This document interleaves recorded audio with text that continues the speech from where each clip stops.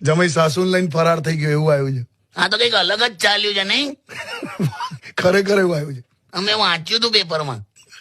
અમારી વખતે કેવું હતું, હા છોકરી જોવા જાય ને હા. તો છોકરીની નાની બેનને સંતાડી દેતા હતા. હે એવું હાલ આ લલચાઈ જાય અમુક આ પુરુષો.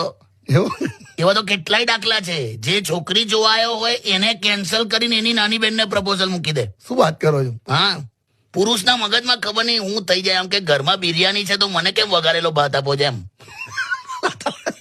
એટલે નાની બેનને હંતાડી દેતા હતા. હા પણ અત્યારે જે ચાલ્યું છે, હા પુરુષોએ હદ કરી નાખી છે લા. બેન તો ઠીક, સાસુને હો હંતાડી દેવી પડશે લા. જો તો જો, જમાઈ સાથે સાસુ ફરાર, જીજા સાથે સાડી ફરાર, દિયર સાથે ભાભી ફરાર, જેઠ સાથે દેરાણી ફરાર. આર્યભટ્ટ જીવતા હોત ને તો કન્ફ્યુઝ થઈ જાત કે હવા કેવા ગણિત ચાલ્યા છે.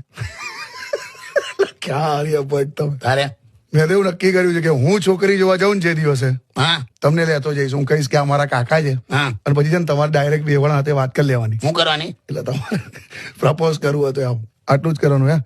લે કચક લે લે. હવે ઈશારા કર મારી અમે ગધડા. ના ના એટલે કરી નાખું એક જ સેકન્ડમાં, હાથ પકડીને પ્રપોઝ કરું. પણ પછી મને કે મારી જમાનત કોણ કરાવશે? ખોટી ખોટી સલાહ આપે. જમાઈ